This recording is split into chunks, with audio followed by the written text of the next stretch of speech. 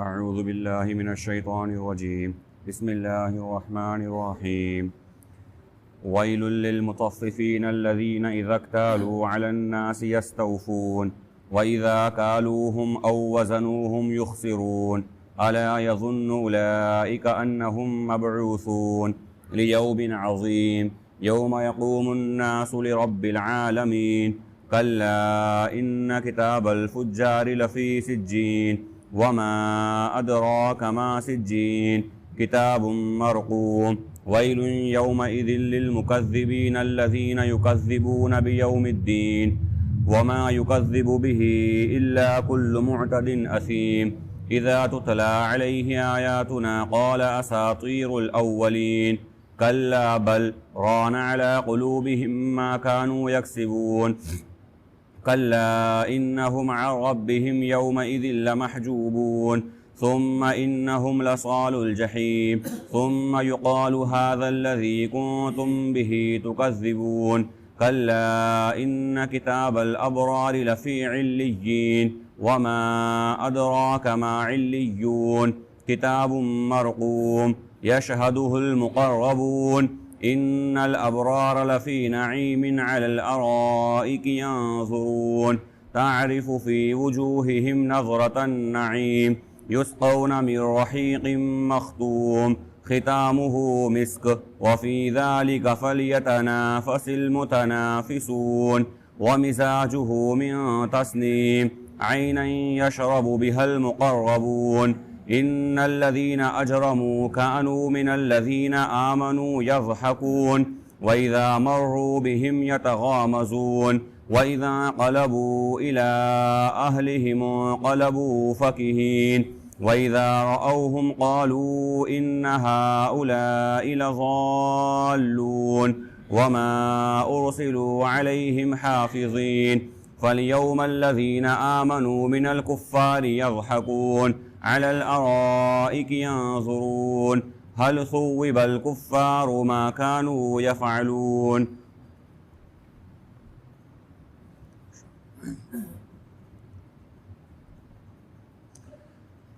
ناپ تول میں کمی کرنے والوں کے لیے خرابی ہے کہ جب وہ لوگوں سے لیتے ہیں تو پورا پورا لیتے ہیں،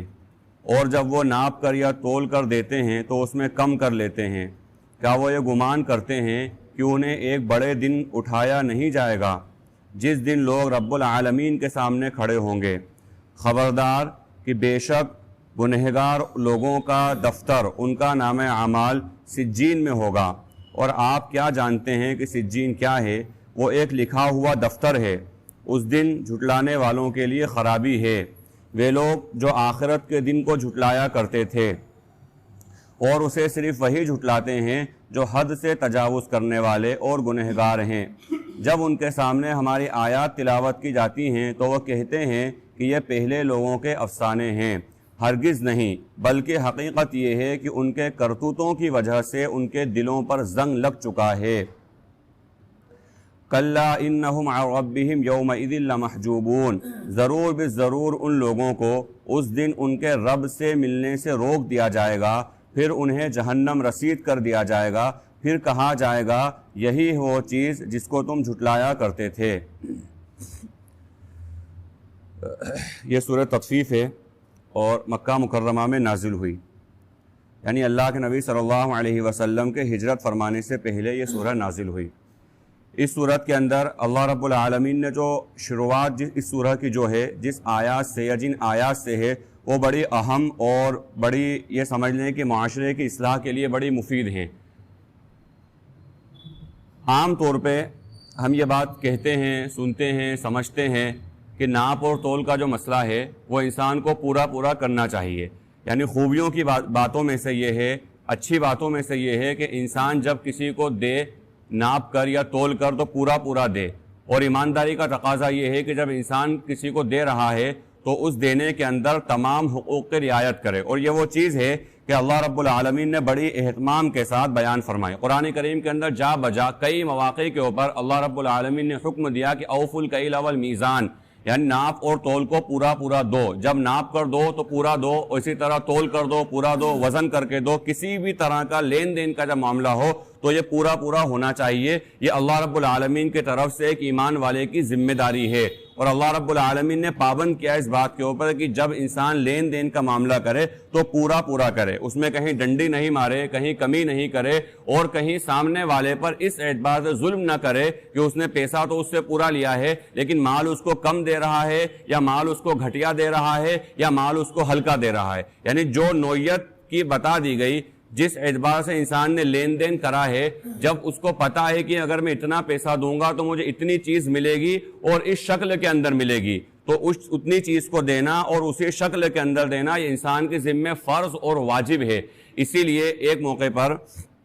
حضرت فاروق اعظم رضی اللہ تعالی عنہ بازار نکلے، آپ بازار میں تشریف لے گئے اور آپ نے دیکھا کہ ایک شخص کو وہ اس انداز میں تجارت کر رہے ہیں کہ جب غلہ رکھا ہوا ہے، گیہوں یا اسی طرح کوئی سا بھی غلہ اگر رکھا ہوا ہے تو اس کے اوپر تو سوکھا ہے اور اس کے اندر ہلکی سی نمی ہے، ہلکی سی تری، جیسے انہوں نے ہاتھ ڈال کے دیکھا تو اس کے اندر ہلکی سی نمی اور ہلکی سی تری نظر آئی۔ ظاہر سی بات ہے نمی والا غلے کی کوالٹی ہلکی ہے اور جو سوکھا ہے اس کی کوالٹی اچھی ہے، اور اوپر ایسا لگ رہا ہے، رکھا اس طرح سے ہے، ڈسپلے اس طرح سجایا گیا ہے کہ ایسا لگ رہا ہے کہ پورا کا پورا مال ایک جیسا ہے۔ حضرت فاروق اعظم رضی اللہ تعالی عنہ نے حکم دیا کہ تم تجارت بند کرو اور پہلے مسجد میں جا کر تجارت کا دین سیکھ کر آؤ، یعنی تجارت کس طرح کرنا ہے، تجارت میں کیا تفقہ ہے، تجارت کے کیا اصول و آداب ہیں اور کیا ضابطے ہیں، پہلے مسجد جاؤ اور تجارت کا دین سیکھ کر اس کے بعد تو مارکیٹ میں آنا۔ تو اس سے یہ بات پتا چلتی ہے کہ کوئی سی بھی چیز ہے، چاہے وہ چھوٹی سے چھوٹی چیز ہو دکھنے میں یا بڑی سے بڑی چیز ہو، اس کا دین سیکھنا اور اس کے اوپر عمل کرنا ایک ایمان والے کی ذمہ داری ہے۔ دوسری بات، اللہ کے نبی حضرت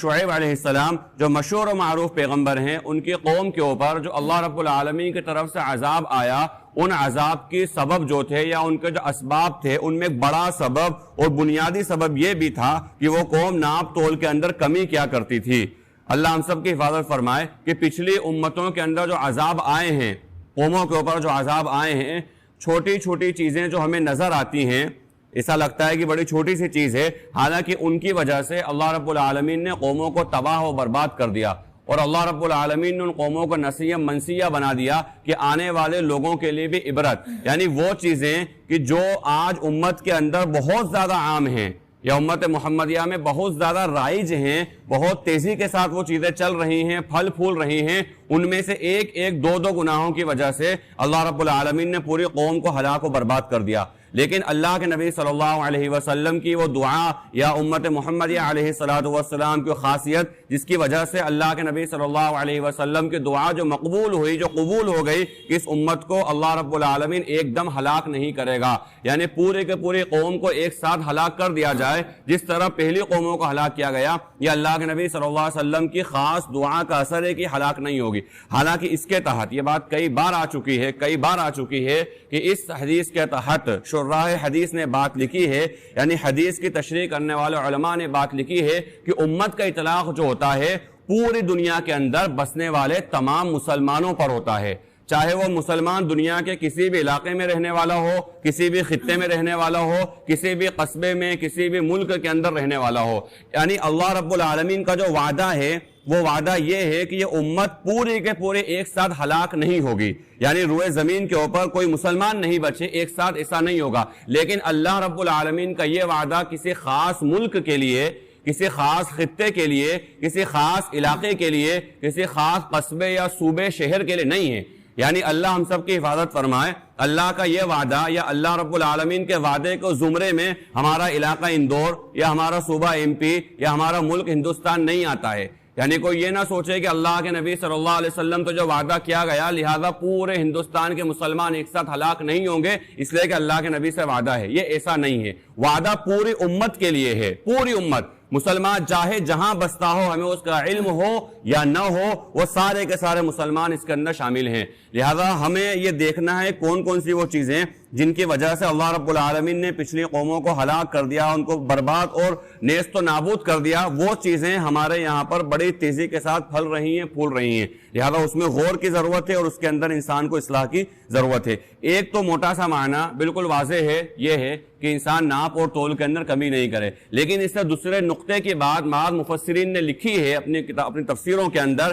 کہ اس سے ہر وہ چیز مراد ہے یا اس سے ہر وہ معاملہ مراد ہے جو انسان کا لین دین والا معاملہ ہوتا ہے۔ اب لین دین والا معاملہ کسی طرح سے ہو سکتا ہے، مال کے ذریعے مال ہو سکتا ہے، پیسے کے ذریعے ہو سکتا ہے، خرید و فروخت بھی ہو سکتی ہے، لیکن ایک چیز ہے جس کی طرف عام طور پہ ذہن نہیں جاتا، وہ یہ چیز ہے کہ رشتہ داری کے اندر بھی، یعنی اللہ رب العالمین نے حقوق، اگر باپ ہے تو وہ اولاد کے پورے حق ادا کرے، اگر اولاد ہے تو باپ کے پورے حق ادا کرے، اگر شوہر ہے تو بیوی کے پورے حق ادا کرے، اور بیوی ہے تو شوہر کے پورے حق ادا کرے۔ جو بھی حق اللہ رب العالمین نے متعین کرے ہیں وہ تمام کے تمام ادا کرنا انسان کی ذمہ داری ہے۔ یہ نہیں کہ باپ جو ہے اولاد کو تو حقوق نہیں دے رہا یا اس نے اولاد کو حقوق نہیں دیے اور اس کے بعد وہ اپنی اولاد کی نافرمانی کی شکایت کرتا پھر رہا ہے۔ جیسے حضرت فاروق اعظم رضی اللہ تعالیٰ عنہ کے زمانے کا مشہور واقعہ ہے کہ ان کے پاس ایک شخص آئے اپنی اولاد کی شکایت لے کر کہ امیر المومنین میرا بیٹا جو ہے نافرمان ہے یا میرا حق ادا نہیں کرتا جو حق شریعت نے دیے ہیں۔ حضرت فاروق اعظم رضی اللہ تعالیٰ عنہ نے پوچھا کیا یہی مسئلہ ہے؟ تو انہوں نے کہا امیر المومنین آپ یہ بتائیے کہ شریعت نے میرے حق نہیں دیے ہیں یا کیا صرف باپ کے ہی حق ہیں، اولاد کے حق نہیں ہیں؟ بولے بالکل اولاد کے بھی حق ہیں۔ تو میرے باپ نے میرے ان حقوق میں سے ایک حق بھی ادا نہیں کیا، میرے باپ نے ان حقوق کو ادا نہیں کرا۔ فاروق اعظم رضی اللہ تعالیٰ عنہ نے انہیں سرزنش کی اور تنبیہ کر کے وہاں سے ہٹا دیا، جاؤ پہلے اپنی اولاد کے حق ادا کرو، اس کے بعد اپنے حق کا مطالبہ کرنا۔ تو لہٰذا اللہ ہماری حفاظت فرمائے کہ معاشرے کے اندر جب بات آتی ہے حقوق کی، بات آتی ہے رشتہ داری کی، بات آتی ہے سلوک کی، چاہے وہ رشتہ داروں کے ساتھ ہو، پڑوسیوں کے ساتھ ہو، دوست احباب کے ساتھ ہو، یا تعلقات والوں کے ساتھ ہو، یا سسرالی رشتے کے اندر، کہیں پر بھی انسان سوچتا ہے میں تو پورا لے لوں، یعنی میرا جو حق ہے میں پورا لے لوں، میں جو لے رہا ہوں جو میرے ذمے ہے یعنی جو شریعت نے دیا وہ پورا لے لوں، لیکن میں جو سامنے والے کا حق ہے اس کو ادا نہیں کروں یا اس کے حق میں کمی کوتاہی کر کے ادا کروں۔ شوہر یہ سوچ رہا ہے کہ میں اپنے پورے حق بیوی سے منوا لوں یا اس سے وصول کر لوں، لیکن میں بیوی کے حق ادا نہیں کروں۔ اسی طرح اولاد سوچ رہی ہے کہ میں باپ ماں کی جو ذمہ داریاں ہیں وہ ساری باپ ماں میرے ساتھ کریں، لیکن میں والدین کے حقوق ادا نہیں کروں یا کروں تو کم کروں۔ تو کہا یہ بہت بری چیز ہے، اور اس آیت کے تحت یہ بات بھی آتی ہے کہ انسان صرف لین دین والے معاملے کے اندر نہیں بلکہ ہر معاملے کے اندر اس بات کی رعایت کرے کہ جب وہ دے رہا ہے تو جس طرح وہ لے رہا ہے پورا وصول کر رہا ہے، اسی طرح دینے کے اندر بھی وہ پورا وصول کرے۔ اگر ایسا نہیں کرا اس نے تو فرمایا ویل للمطففین، یعنی ناپ تول کے اندر کمی کرنے والوں کے لیے خرابی ہے۔ ہر وہ چیز جو انسان ناپ اور تول کر دیتا ہے یا اسی طرح حقوق کا معاملہ اس کے اندر اگر انسان کمی بیشی کرتا ہے یا اس کے حق کی رعایت نہیں کرتا ہے تو اس کے لیے خرابی ہے۔ فرمایا ویل للمطففین، خرابی ان لوگوں کے لیے جو ناپ اور تول میں کمی کرتے ہیں، جب وہ لیتے ہیں لوگوں سے تو پورا وصول کرتے ہیں۔ وَإِذَا كَالُوهُمْ أَوْ وَزَنُوهُمْ يُخْسِرُونَ، اور جب وہ لوگوں کو ناپ کر یا تول کر دیتے ہیں تو اس میں کمی کر لیتے ہیں۔ أَلَا يَظُنُّ أُولَٰئِكَ أَنَّهُمْ مَبْعُوثُونَ لِيَوْمٍ عَظِيمٍ، کیا انہوں نے گمان کر رکھا ہے کہ وہ ایک بڑے دن اٹھائے نہیں جائیں گے؟ یعنی جب اللہ رب العالمین کی ذات عالی پر یقین کامل ہے اور آخرت کے دن پر یقین ہے کہ ہمیں پیش ہونا ہے، سب سے بڑا مسئلہ ایمان والے کے ساتھ یہی ہے کہ بھئی ہمیں پیش ہونا ہے، وہ پیش ہونے کا تصور جب انسان کے سامنے ہے، اس کے سامنے یہ بات ہے کہ مجھے اللہ کے سامنے جواب دہی ہے، مجھے کسی کے سامنے جواب دینا ہے، تو ظاہر سی بات ہے کہیں نہ کہیں وہ گناہوں سے بہت حد تک بچ جائے گا، اس وجہ سے کہ مجھے پیش ہونا ہے، یہ تصور اس کے سامنے ہے۔ تو اس تصور کو سامنے رکھنا ذمہ داری اور ایمان والے کا فریضہ ہے کہ اللہ کے سامنے پیش ہونا، جس طرح ہمارا عقیدہ ہے، یعنی آخرت کے دن کے اوپر اگر کوئی انکار کرے یا معاذ اللہ آخرت کے دن کو نہیں مانے، وہ توحید کو بھی مان رہا ہے، رسالت کو بھی مان رہا ہے، لیکن اس کے باوجود بھی مسلمان نہیں ہوگا اگر آخرت کے دن کو نہیں مان رہا ہے۔ توحید، رسالت اور آخرت یہ تین بنیادی اصول ہیں انسان کے ایمان والے کے لیے، اور اسلام کے بنیادی اصول میں سے ہے۔ اگر ان تین کو مان رہا ہے تو وہ مسلمان ہے، اور اگر نہیں مان رہا ہے، تینوں میں سے ایک کو بھی یا دو کو بھی نہیں مان رہا ہے تو مسلمان نہیں ہے۔ تو جس طرح وہ عقیدتاً اس بات کو رکھتا ہے سامنے کہ اللہ کے سامنے پیش ہونا ہے، اسی طرح وہ استحزار کے طور پر جو حکیم الامت مولانا تھانوی رحمۃ اللہ علیہ نے جو اصول کی اور گر کی بات بتائی کہ بھائی کوئی سا بھی کام کرو بس اس وقت ایک موٹا سا اصول سامنے رکھ لو کہ اس وقت اللہ کا تقاضا کیا ہے، اللہ ہم سے چاہتا کیا ہے، اس کو جان لو اور اللہ کے نبی صلی اللہ علیہ وسلم کے طریقے پر اس کو پورا کر ڈالو، بس یہ زندگی گزارنے کا اصول ہے۔ فرمایا کہ یوم یقوم الناس لرب العالمین، جس دن لوگ رب العالمین کے سامنے کھڑے ہوں گے، کلا ان کتاب الفجار لفی سجین، جو بدکار ہوں گے، فاسق اور فاجر اور نافرمان اور گنہگار لوگ ہوں گے، ان کے نام اعمال یا ان کے نام اعمال کا دفتر جو ہے سجین میں ہوگا۔ اور آپ کیا جانتے ہیں کہ سجین کیا ہے؟ کتاب مرقوم، ایک لکھا ہوا دفتر ہے۔ اس کے بارے مفسرین نے لکھا ہے کہ بہت ایسی تنگ اور تاریک جگہ ہوگی جہاں پر فاسق اور فاجر لوگوں کے نام اعمال رکھے جائیں گے۔ اب اس کی ظاہری کیفیت مراد ہے یہ اللہ رب العالمین نے اللہ کے نبی علیہ الصلوۃ نے سمجھانے کے لیے بتایا ہے، واللہ اعلم۔ وَيْلٌ يَوْمَئِذٍ لِّلْمُكَذِّبِينَ، اس دن جھٹلانے والوں کے لیے خرابی ہے۔ وہ لوگ جو آخرت کے دن کو جھٹلاتے تھے، ہاں اسے صرف وہی جھٹلاتا ہے جو حد سے بڑھ جانے والا اور گنہگار ہو۔ اذا تتلى علیہ آیاتنا قال اساطیر الاولین، جب ان کے سامنے ہماری آیات تلاوت کی جاتی تھی تو وہ کہتے تھے کہ یہ پچھلے لوگوں کے افسانے ہیں۔ کلا بل ران علی قلوبہم ما كانوا یکسبون، نہیں بلکہ حقیقت یہ ہے کہ ان کی کرتوتوں کی وجہ سے ان کے دلوں پر زنگ چڑھ چکا ہے۔ اور یہ ایک مشہور معروف حدیث بھی ہے کہ اللہ کے نبی علیہ الصلوۃ نے فرمایا کہ انسان گناہ کرتا رہتا ہے اور اگر انسان سے گناہ ہوتا ہے تو اس کے دل پر ایک سیاہ نقطہ لگ جاتا ہے، اگر وہ توبہ کر لیتا ہے تو اللہ رب العالمین نقطے کو دھو دیتا ہے، وہ پاک اور صاف اور شفاف ہو جاتا ہے۔ لیکن اگر وہ گناہ سے توبہ نہیں کرتا ہے اور گناہ سے توبہ نہیں کرنے کی وجہ سے مسلسل گناہوں میں لگا رہتا ہے تو ایک دن یہ آتا ہے کہ اس کا دل سیاہ ہو جاتا ہے، اور اتنا زیادہ سیاہ اور اتنا کالا ہو جاتا ہے کہ کوئی خیر کی بات بھی اس کے دل پر اثر نہیں کرتی۔ اس لیے کہ اگر ایمان والا ہے اور مسلمان ہے تو خیر کی بات اگر وہ عمل کرے یا نہ کرے یہ دوسرے نمبر کی چیز ہے،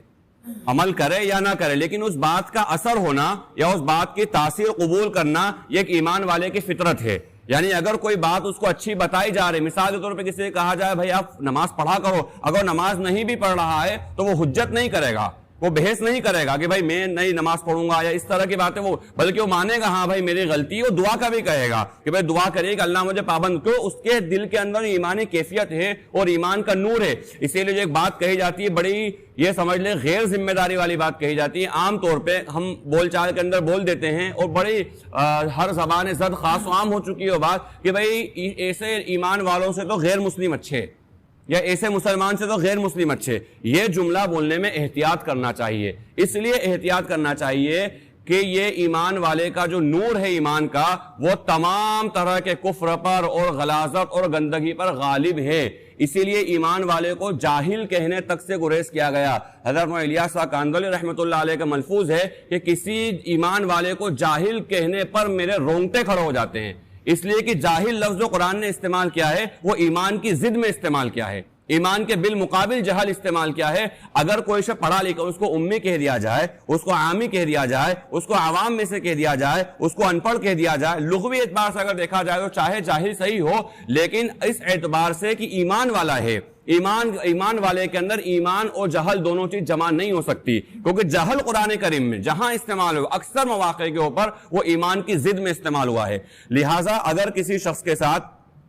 یہ معاملہ ہو رہا ہے کہ اس کو خیر کی بات اثر کر رہی ہے تو اس کو اللہ کا شکر بھی ادا کرنا چاہیے اور ارادہ نیت بھی کرنا چاہیے کہ بھائی یہ صرف میرے اثر تک نہیں رہے بلکہ عمل تک منتقل ہو جائے۔ لیکن اللہ نہ کرے، اللہ نہ کرے، اللہ نہ کرے، اگر بات اثر ہی نہیں کر رہی ہے، یعنی کتنا بھی اس کو کہا جا رہا ہے وہ تاثر لے ہی نہیں رہا ہے، تو پھر اس کو اپنے ایمان کی خیر منانا چاہیے کہ بھئی کہیں وہ زمرے میں تو نہیں آ گیا جس کے بارے میں قرآن اللہ کے نبی علیہ الصلوۃ نے فرمایا کہ انسان کا دل سیاہ ہو جاتا ہے، پھر اس کے بعد کوئی خیر کی بات اس پہ اثر نہیں کرتی۔ جو قرآن نے کہا ختم اللہ علی قلوبہم وعلی سمعہم وعلی ابصارہم غشاوہ، اللہ نے ان کے دلوں پر مہر لگا دی، ان کے کانوں پر آنکھوں پر مہر لگا دی، حالانکہ یہ ساری چیزیں ہیں لیکن دیکھ نہیں سکتے، سن نہیں سکتے، سمجھ نہیں سکتے۔ تو اگر یہ کیفیت ہو گئی تو انسان کو بہت زیادہ غور و فکر کی ضرورت ہے کہ بھئی دین کی بات اچھی کیوں نہیں لگ رہی ہے، دین کی بات سے انسان بھاگ کیوں رہا ہے۔ دین کی عمل اگر دوسرے نمبر کی چیز ہے تو کم از کم عقیدتاً یہ بات ہے، اللہ اور اس کے رسول کی بات ہے، اگر یہ اچھی نہیں لگ رہی ہے تو انسان کو سوچنا چاہیے کہ کہاں پانی مر رہا ہے، آخر میرے جسم کے اندر یا میرے روح کے اندر کون سی چیز پیدا ہو گئی ہے کہ دین کی بات اچھی نہیں لگ رہی ہے۔ لہذا یہ بہت غور کا مقام ہے۔ اور دوسری بات یہاں پر جو اللہ کے نبی صلی اللہ علیہ وسلم نے حدیث بیان فرمائی، یعنی اس کا جائزہ لینے کے لیے کہ آخر میرا دل سیاہ ہوا یا نہیں ہوا، یہ ایک کرائٹیریا یا پیمانہ، وہ اللہ کے نبی صلی اللہ علیہ وسلم کی حدیث ہے کہ آپ نے فرمایا کہ گناہ کی کیفیت ایمان والے کے ساتھ اور گناہ کی کیفیت منافق کے ساتھ کیا ہوتی ہے کہ ایمان والا تو وہ ہوتا ہے کہ اگر اس سے کوئی گناہ ہو گیا، اگر بشری تقاضے کی وجہ سے اگر اس سے کوئی گناہ ہو گیا، شیطان کے بہکاوے میں آ کر اگر اس سے کوئی گناہ ہو گیا تو وہ اس گناہ کی جب تک اللہ سے معافی نہ مانگ لے، وہ جب تک توبہ اللہ نہ کر لے، جب تک اس کو اطمینان نہ ہو جائے کہ میرے رب نے مجھے معاف نہیں کرا، اس کو چین نہیں پڑتا ہے۔ یعنی ایمان والا اپنے گناہ کو اتنا بھاری سمجھتا ہے، اتنا بھاری سمجھتا ہے کہ کوئی پہاڑ یا کوئی وزنی چیز اس کے اوپر گر رہی ہے۔ اگر ہم یہاں بیٹھے ہوئے ہیں اور ہمیں ذرا سا اندیشہ ہو جائے کہ اوپر سے کوئی چیز گرنے والی ہے، ذرا سا اگر اندیشہ ہو جائے، جب تک ہم جگہ چینج نہیں کر لیں یا اس چیز کو صحیح سے نہیں رکھ دیں تب تک ہمیں چین نہیں پڑتا ہے، اس لیے کہ ہمیں پتا ہے اگر چیز گری ہے تو ہمیں نقصان ہوگا۔ اور فرمایا کہ منافق وہ ہے جو اپنے گناہ کو اتنا ہلکا سمجھتا ہے، اتنا ہلکا سمجھتا ہے کہ مکھی بیٹھی تھی اڑا دی۔ یعنی جس طرح مکھی کے بیٹھنے کے اوپر انسان کوئی بہت زیادہ لوڈ نہیں لیتا ہے، اسی طریقے سے انسان اپنے گناہ کو ہلکا سمجھتا ہے اور کوئی لوڈ نہیں لیتا ہے۔ تو کہا کہ یہ چیز انسان کے لیے پیمانہ ہے کہ انسان پہچان لے کہ اگر گناہ کی وجہ سے اس کے چہرے پر شر آ رہا ہے کہ اللہ گناہ کیوں ہو گیا، اور اگر ہو گیا تو جب تک توبہ اللہ نہیں کرا لی تب تک اس کو چین اور سکون نہیں آیا۔ لیکن اللہ نہ کرے اس کے بالمقابل دوسرا معاملہ ہو رہا ہے جو ابلیس کا معاملہ تھا، کیونکہ ایک سنت تو حضرت آدم علیہ السلام اور ماں حوا علیہ السلام کی ہے کہ جب غلطی ہو گئی، کوتاہی ہو گئی، چوک اور لغزش ہو گئی تو ربنا ظلمنا انفسنا وان لم تغفر لنا وترحمنا لنکونن من الخاسرین، اللہ سے اتنا مانگا کہ اللہ رب العالمین نے ان کی دعا کو بھی ضرب المثل بنا دیا، یا ان کی جو ہے توبہ کو بھی ضرب المثل بنا دیا کہ اگر غلطی ہو گئی،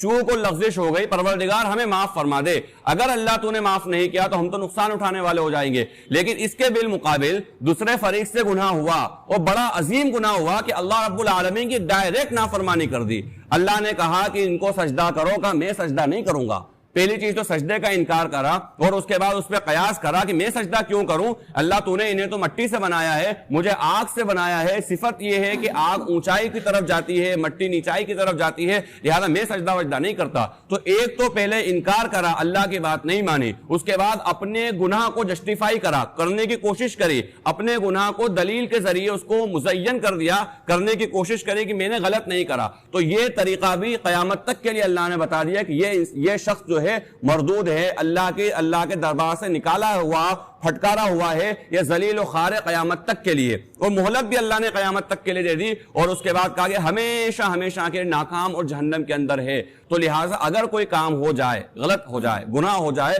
تو حضرت آدم علیہ السلام اور حضرت حوا علیہ السلام کا اسوہ سامنے ہونا چاہیے کہ پروردگار ہو تو گیا بشری تقاضے کی وجہ سے، لیکن اللہ تو ہمیں معاف فرما دے۔ تو فرمایا کہ ان کے دلوں پر ان کے کرتوتوں کی وجہ سے زنگ لگ چکا ہے۔ کلا انہم عن ربہم یومئذ لمحجوبون، ہرگز ان کو ان کے رب کے سامنے پیش نہیں کیا جائے گا۔ یعنی اللہ رب العالمین اتنا غصہ ہوگا ان کافروں پر، ان گناہگاروں پر کہ اللہ ان کو اپنا دیدار بھی نہیں کرائے گا، اللہ رب العالمین سے ان کی ملاقات ہی نہیں ہوگی۔ کلا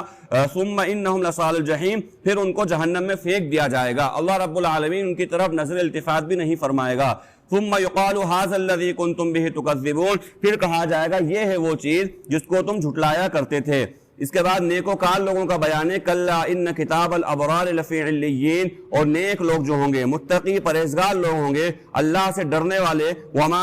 کلا ان کتاب الابرار لفی علیین، ان کا جو نام اعمال ہوگا وہ علیین میں ہوگا۔ وما ادراک ما علیین، اور آپ کیا جانتے ہیں کہ علیون کیا ہے؟ فرمایا کتاب مرقوم، وہ بھی ایک لکھا ہوا دفتر ہے، یشہدہ المقربون، مقرب فرشتے وہاں پر حاضر ہیں۔ ان الابرار لفی نعیم، بے شک نیک لوگ جو ہوں گے وہ نعمتوں میں ہوں گے۔ علی الارائک ینظرون، مسہریوں پر بیٹھے ہوئے ایک دوسرے کو دیکھ رہے ہوں گے۔ تعرف فی وجوہہم نظرۃ النعیم، ان کے چہروں سے ہی نعمتوں کے اثرات نمودار ہو رہے ہوں گے۔ یہ بات پچھلی سورہ میں آئی تھی کہ جب انسان کوئی خوش ہوتا ہے، کوئی بھی اس کو ذہنی طور پہ خوشی ہو تو اس کا چہرہ بتلا دیتا ہے. چہرہ انسان کا سب سے بڑا آئینہ ہے. وہ بتلا دیتا ہے کہ انسان خوش ہے یا ٹینشن میں ہے, انسان جو ہے تندرست ہے یا صحت مند ہے. اس کا چہرہ, ایک ذرا سا سر درد اگر انسان کو ہو جائے اس کا چہرہ متغیر ہو جاتا ہے, چہرہ بدل جاتا ہے. اور اگر کوئی خوشی انسان کو آ جائے تو اس کا چہرہ بتا دیتا ہے کہ انسان خوش ہے یا انسان اطمینان کے اندر ہے. تو اللہ رب العالمین نے چہرے کے تاثر کو بطور نعمت ذکر فرمایا کہ جنتی لوگ جو ہوں گے اللہ کے فرما بردار لوگ, اور جن سے اللہ راضی ہو گیا اور جنت میں داخلہ جنہیں مل گیا, تعرف فی وجوہہم نظرۃ النعیم, ان کے چہروں سے ہی نعمتوں کے آثار نمودار ہوں گے. بڑے حشاش و بشاش چہرے والے, بڑے کھلے ہوئے چہرے والے, بڑے نورانی چہرے والے, بڑے پر رونق چہرے والے ہوں گے. تعرف فی وجوہہم نظرۃ النعیم یسقون من رحیق مختوم ختامہ مسک, اور انہیں مہر بند شراب پلائی جائے گی جس کی مہر بھی مشک کی ہوگی. اور یہ ایسی چیزیں ہیں یا یہ وہ چیزیں ہیں جن کے بارے میں مسابقہ کرنے والوں کو مسابقہ کرنا چاہیے, کمپٹیشن کرنے والوں کو ان چیزوں میں کمپٹیشن کرنا چاہیے کہ بھئی جو ہے دین کے معاملے کے اندر اپنے سے اونچے کو دیکھنا. اللہ کے نبی صلی اللہ علیہ وسلم نے اصول کی بات بیان فرما دی کہ دین کے معاملے میں اپنے سے اونچے کو دیکھو, اس لیے کہ اس سے تمہیں اور زیادہ مزید کرنے کا جذبہ پیدا ہوگا. اگر ہم 5 وقتہ نمازی ہیں تو ہم اس کو نہیں دیکھیں تو 4 وقت کی نماز پڑھ رہا ہے, بول چلو ٹھیک ہے میں تو کم سے کم 5 پڑھ رہا ہوں, ایسا نہیں, بلکہ اس کو دیکھو تہجد بھی پڑھ رہا ہے, اس کو دیکھیں تو اشراق بھی پڑھ رہا ہے. اسی طرح اگر ہم فرض روزے رکھ رہے ہیں تو اس کو نہیں دیکھیں جو رمضان کے روزے چھوڑ رہا ہے, بلکہ اس کو دیکھیں جو نفلی روزے رکھ رہا ہے, ایام 20 کے روزے رکھ رہا ہے, پیر جمعرات کے روزے رکھ رہا ہے. اس کو اس سے یہ ہوگا کہ نیکیاں کرنے کا مزید شوق پیدا ہوگا. اور دنیا کے معاملے میں اپنے سے نیچے کو دیکھنا بڑے یعنی کامیاب زندگی کے بھی اصول ہیں, یہ کامیاب زندگی کے بھی. اللہ رب العالمین اس پر کیا دے گا یہ تو فرمایا کہ اللہ رب العالمین ایمانی زندگی گزارنے پر جو دے گا وہ تو دنیا کے اعتبار سے اللہ نے مثال دے کے سمجھا دیا, ورنہ حقیقی معنوں میں جو دے گا وہ تو کسی آنکھ نے دیکھا ہی نہیں, کسی کان نے سنا ہی نہیں, کسی دل و دماغ پر اس کا جو خدشہ بھی نہیں گزرا کہ آخر کیسی چیز ہوگی. بالکل اللہ رب العالمین الگ چیزیں دے گا, ایسی نعمتیں کے باغات اور ساری چیزیں اللہ رب العالمین عطا فرمائے گا, وہ تو ہے. لیکن دنیا کے اندر بھی سب سے بڑا فائدہ دنیا کے اندر یہ ہوگا کہ انسان جو اپنے سے نیچے کو دیکھے گا تو اس کے اندر شکر پیدا ہو جائے گا, اور جب شکر پیدا ہو گیا تو سارے مسئلے ختم. اس لیے کہ انسان سب سے زیادہ فکر مند اسی وجہ سے ہوتا ہے کہ صاحب فلاں کے پاس ایسی گاڑی میرے پاس بھی ہونا چاہیے, فلاں کے پاس ایسا موبائل ہے میرے پاس بھی ہونا چاہیے, فلاں کا ایسا مکان ہے میرا مکان ہونا چاہیے. جب یہ چیزیں ہوتی انسان کے دل میں ناشکری پیدا ہوتی ہے, اور یقینی چیزیں ہوگی کیونکہ انسان کی فطرت ہے کہ اگر کسی چیز کو مسلسل وہ تذکرے میں لے رہا ہے, اگر رات اور دن ہم صبح و شام کسی بات کو بول رہے ہیں, اس کے بارے میں مذاکرہ کر رہے ہیں, اس کو سن رہے ہیں, تو رات میں خواب میں بھی وہ چیز نظر آتی ہے. اس لیے کہ انسان کی فطرت ہے کہ دن بھر کی جو کیفیت ہے کبھی کبھی رات میں بھی انسان کو نظر آتی ہے. تو لہذا کوئی چیز انسان نے اپنے دل و دماغ پہ غالب کر لی کہ بھائی مجھے تو ایسا ہونا, اب اس کی وجہ سے پھر وہ انسان نہ حلال کی فکر کر رہا ہے نہ انسان حرام کی. لیکن جب جو دیا پروردگار نے اللہ اور دے اس کے لیے کوشش ہو, حلال رزق کمانے کی کوشش ہو, لیکن اس کی دوسروں سے حرص نہیں ہو کہ بھئی جو ہے اس کے پاس یہ ہے تو میرے پاس بھی ہونا چاہیے, بلکہ شکر کا معاملہ ہو کہ نہیں الحمدللہ اگر اس کے پاس یہ چیز ہے میرے سے زیادہ, لیکن دنیا میں کئی سارے ایسے لوگ ہیں کہ جن کے پاس یہ بھی نہیں ہے. جو بزرگ کا مشہور واقعہ ہے کہ جب وہ سفر جا رہے تھے تو انہوں نے دیکھا راستے میں کہ ان کے پاس جو چپل جوتے نہیں تھے, تو راستے میں کسی شخص کو شکوہ پیدا ہوا کہ اللہ میرے پاس چپل جوتے نہیں ہیں. ایک ہلکا سا شکوہ پیدا ہوا تو اللہ رب العالمین نے راستے میں وہ نظارہ کرا دیا کہ ایک شخص کو اللہ نے دکھا دیا جس کے پاؤں ہی نہیں تھے. اب جس شخص کے پاؤں ہی نہیں ہیں فوراً سجدہ شکر ادا کر رہا کہ پروردگار میرے پاس تو بہرحال چپل جوتے نہیں ہیں, آج یا کل آ جائیں گے, اور نہیں بھی ہے تو کوئی مسئلہ, ننگے پاؤں بھی چل لوں گا, لیکن اس کے پاس تو پاؤں ہی نہیں ہیں. اگر اس کے پاس چپل جوتے آ جائیں, سینکڑوں ہزاروں چپل جوتے آ جائیں, سونے چاندی ہیرے کے چپل جوتے اس کو بنا کے پیش کر دیے جائیں, تب بھی نہیں پہن سکتا کیونکہ اس کے پاس تو پاؤں ہی نہیں ہے. تو یہ بڑی گر کی بات رسول اللہ صلی اللہ علیہ وسلم نے بیان فرما دی کہ دین کے معاملے میں اپنے سے اونچے کو دیکھو تاکہ خوب عبادتوں کا شوق پیدا ہو, اور دنیا کے معاملے میں اپنے سے نیچے کو دیکھو تاکہ صبر کا مزاج پیدا ہو جائے. تو فرمایا ان چیزوں میں ہی مسابقہ کرنے والوں کو مسابقہ کرنا چاہیے. وہ مزاج ہو من تسنیم, اور اس میں یعنی شراب کے اندر تسنیم کی آمیزش ہوگی جو ایک چشمہ ہے جس سے نیک لوگ پیئیں گے. ان الذین اجرموا کانوا من الذین آمنوا یضحکون, بے شک وہ لوگ جو مجرم تھے وہ ایمان والوں کا مذاق اڑایا کرتے تھے. دیکھیں یہاں پر ایک بات ہے, میں اشاروں کے اندر ذکر کرنا چاہتا ہوں کہ عام طور پہ یہ ہوتا ہے کہ اگر کوئی ہمارے سامنے دین کی بات لے کر آیا, ٹھیک ہے ہم نے بات قبول کری نہیں کری ایک الگ مسئلہ ہے، لیکن عام طور پہ یہ ہوتا ہے کہ یا تعصب کی بنیاد پر یا جو ہے کم علمی کی بنیاد پر یا جو ہے بلا وجہ کے ضد کی بنیاد پر انسان ایک تو اس کی بات نہیں سنتا ہے ایک بات، اور دوسرا یہ ان کے ہنسی مذاق اڑاتا ہے، ان کے بات یعنی ان کے مزے لیتا ہے، بولے ارے یہ آ گئے، مثلا کئی الفاظ ہر علاقے کے اندر الگ الگ جو ہے جب نکلتے ہیں بات کرنے کے لیے خصوصی ملاقات میں یا عمومی ملاقات میں یا گشت وغیرہ میں بھی، تو عام طور پہ انسان ہر علاقے کے لیے الگ الگ الفاظ ہیں ان کے پاس مزے لینے کے لیے، ان لوگوں کے جو دین کی بات لے کر جا رہے ہیں اپنے فائدے کے لیے نہیں بلکہ دین کی بات لے کر، وہ الفاظ ہر علاقے کے اعتبار سے گردش کرتے رہتے ہیں، کبھی کسی کو کیا کہہ دیا کبھی کیا کہہ دیا۔ اگر یہ غور کرا جائے ان آیات کے اندر جو اللہ رب العالمین نے مشرکین مکہ کا طرز بتایا ہے، بالکل یہی کہ یہی طریقہ ہو چکا ہے ان لوگوں کا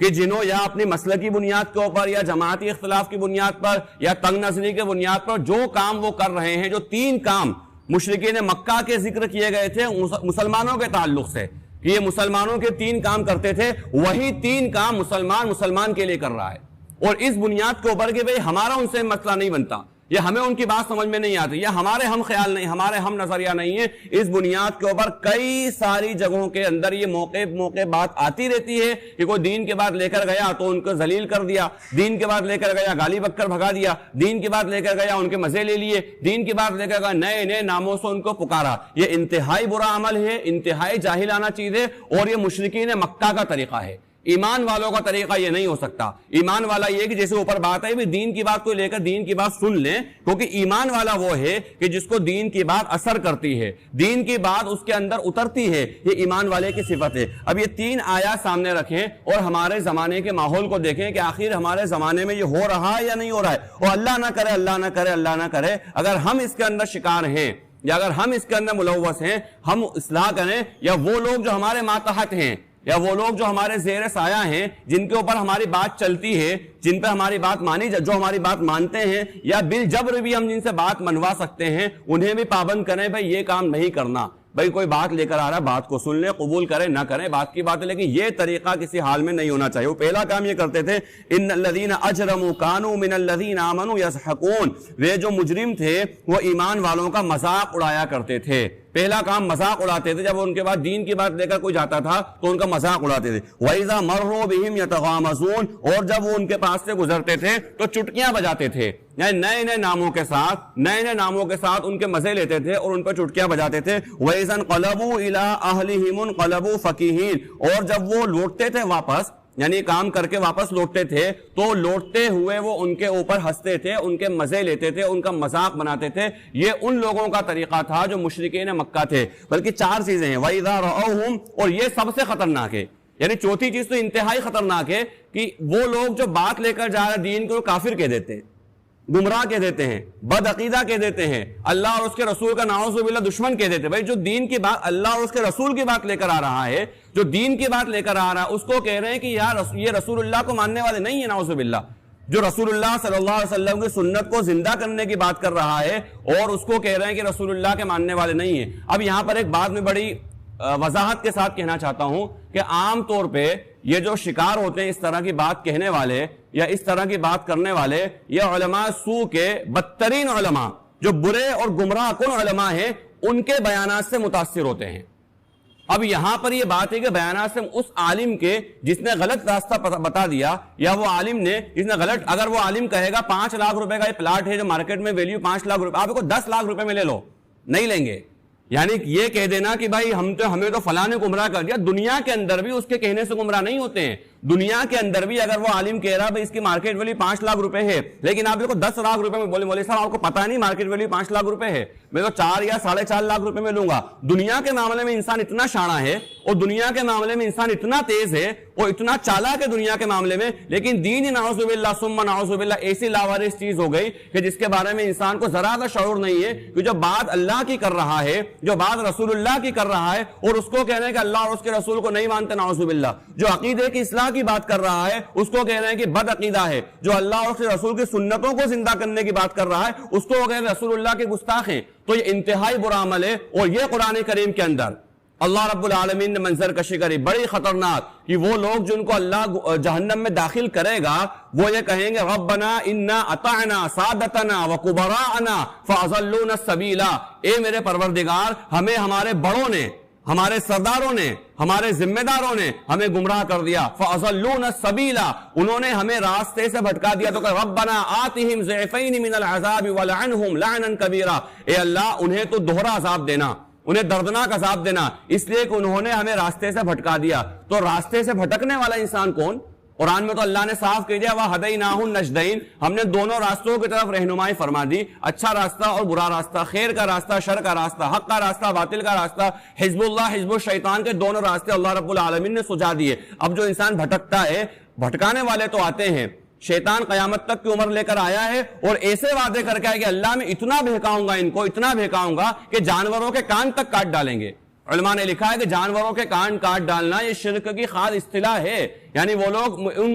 ان جانوروں کی عبادت کیا کرتے تھے جن کے کان کاٹ دیتے تھے۔ اب یہ جو ہے گویا کہ ہمارے معبود بن گئے، تو اتنا گمراہ کروں گا کہ میں کافر اور مشرک تک بنا دوں گا، اتنا گمراہ کروں گا کہ انہیں جہنم میں داخل کر دوں گا، ان کو چاروں طرف سے بہکاؤں گا، چاروں طرف سے ان کو خرافات کے اندر مبتلا کروں گا، جو جیسا بن پڑے گا ویسی میں سازش ان کے ساتھ کروں گا۔ وہ تو وعدہ کر کے، لیکن جب اس کا وعدہ ہے تو اللہ رب العالمین کی رہنمائی بھی ہے۔ اللہ نے صرف یہ اس کو اختیار اتنا دیا ہے کہ وہ بہکا سکے، ہاتھ پکڑ کر کے شیطان گمراہی کے راستے پر نہیں ڈال سکتا، ہاتھ پکڑ کے نہیں ڈالے گا، بلکہ وہ رہنمائی کر دے گا برائی کی طرف، لیکن ہاتھ پکڑ کے نہیں ڈالے گا، اور ٹریک کے اوپر نہیں ڈالے گا، ٹریک بتلا ضرور دے گا کہ یہ ٹریک ہے۔ اس لیے انسان کا یہ کہنا اللہ رب العالمین بچ نہیں جائے گا، بلکہ اللہ کہے گا ہاں تمہیں تو عذاب دیا ہی جائے گا،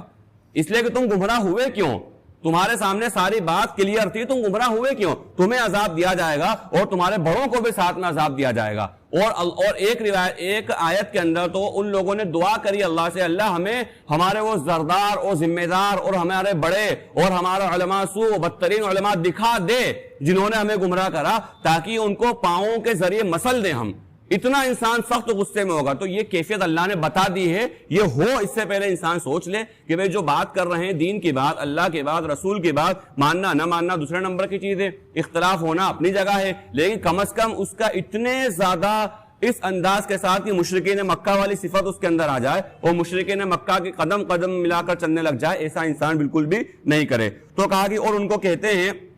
ان ہؤلاء لضالون، یہ تو گمراہ ہیں، وما ارسلوا علیہم حافظین، حالانکہ ان کو ان کے اوپر نگراں بنا کر نہیں بھیجا گیا تھا۔ ہر انسان اپنے اپنے اعمال کے اللہ رب العالمین کے یہاں پر پیشی ہوگی، اس کو اپنے اعمال پیش کرنا ہے۔ یہ گمراہی کے فتوے اور یہ کفر و فسق کے فتوے اور یہ بد عقیدگی کے فتوے دینے کا اللہ نے مجاز نہیں بنایا تھا، اسی لیے اتنے خطرناک فتوے اور اتنی خطرناک باتیں کہ اللہ کے سامنے ثابت کرنا پڑیں گی تو انسان کو دانتوں سے پسینے آئیں گے کہ ایک ایمان والے کو تم نے کافر کسے کہہ دیا۔ اس لیے علماء نے لکھا، علم العقائد کی جو بحث کرنے والے علماء متکلمین ہیں، انہوں نے لکھا ہے کہ کسی انسان کے اندر 99 علامات کفر کی نظر آتی ہوں اور اگر ایک علامت اس کے اندر ایمان کی نظر آتی ہو تو اس کو مسلمان کہا جائے گا۔ ہم نے کسی کو کافر بنانے کی فیکٹریاں نہیں کھول رکھی ہیں کہ اس پہ فتویٰ لگا دیا وہ کافر، اس پہ فتویٰ لگا دیا وہ بدعقیدہ، اس پہ فتویٰ لگا دیا یہ مشرک، اس پہ فتویٰ لگا دیا یہ گستاخ، بلکہ یہاں جوڑنے کی بات، یعنی ایمان والے کو ایمان کے دائرے کے اندر لانے کی بات، اور ایمان والے کے ساتھ ساتھ غیر ایمان والوں کو بھی ایمان کے دائرے میں لانے کی بات ہے۔ یہ نہیں کسی کو کافر یا گمراہ بنا دیا۔ تو ان لوگوں کا طریقہ تھا، وہ کہتے تھے کہ تم گمراہ ہو، حالانکہ انہیں ان کے اوپر نگراں بنا کر نہیں بھیجا گیا تھا۔ فَالْيَوْمَ الَّذِينَ آمَنُوا مِنَ الْكُفَّارِ يَضْحَكُونَ، اس دن جو ایمان والے ہیں، اب اس کا رد و بدل تو یہ ہوگا، یعنی ہر جو ہے ایکشن کا ریئیکشن ہوتا ہے۔ ظاہر سی بات دنیا کے اندر انسان کو یہ تعلیم دی گئی ایمان والے کو کہ ان باتوں پہ صبر کرے، کفو ایدیکم، اپنی زبانیں بھی خاموش رکھے، اپنے ہاتھوں کو بھی نہیں اٹھائے، یہ ساری چیزیں دنیا کے اندر ایمان والے کو صبر کا، استقامت کا، ان تمام چیزوں کی تعلیم دی گئی۔ لیکن آخرت میں یہ ہوگا فَالْيَوْمَ الَّذِينَ آمَنُوا مِنَ الْكُفَّارِ يَضْحَكُونَ، اس دن ایمان والے کافروں کے اوپر ہنس رہے ہوں گے۔ تو دنیا میں ایمان والوں پر ہنستے تھے، آخرت میں ایمان والوں کافروں پر ہنسیں گے۔ عَلَى الْأَرَائِكِ يَنظُرُونَ، اور مسیریوں پر ٹیکا لگائے ایک دوسرے کو دیکھ رہے ہوں گے۔ هَلْ ثُوِّبَ الْكُفَّارُ مَا كَانُوا يَفْعَلُونَ، کیا کافروں کو ان کے کیے کا بدلہ مل گیا؟ یعنی سوالیہ انداز کے اندر ایک پیغام ہے یا سوالیہ انداز کے اندر ایک خبر ہے کہ جو برے کام یہ کر رہے ہیں دنیا کے اندر، یقیناً اللہ رب العالمین اس کا برا بدلہ ہی ان کو دے گا، اور آخرت کے اندر جب وہ چیز ہو گئی انہوں نے اپنی آنکھوں سے دیکھ لیا تو ان سے بطور تمسخر کے یا بطور سوال پوچھا جائے گا بھئی کیا جو وعدہ تم سے کیا جاتا تھا وہ پورا ہو گیا، یا جو چیزیں ہم تم سے کہتے تھے ایسا ہوگا ساری چیزیں ہو گئی، ایسا تو نہیں، اس کے اندر کمی بیشی ہے. اس انداز سے اللہ رب العالمین ان سے سوال فرمائے گا کہ هل ثوب الکفار ما كانوا يفعلون، کیا کافروں کو ان کی کرتوت کا بدلہ مل گیا؟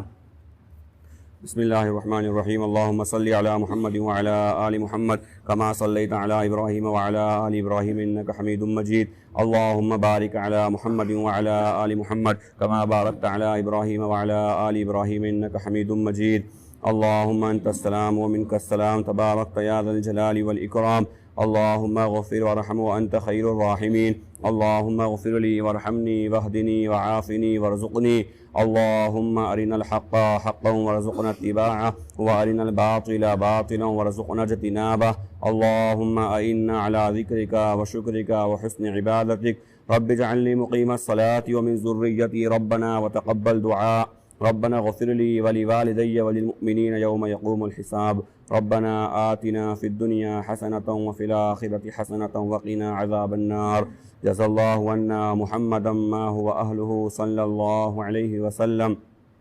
سبحان ربك رب العزة عما يصفون وسلام على المرسلين والحمد لله.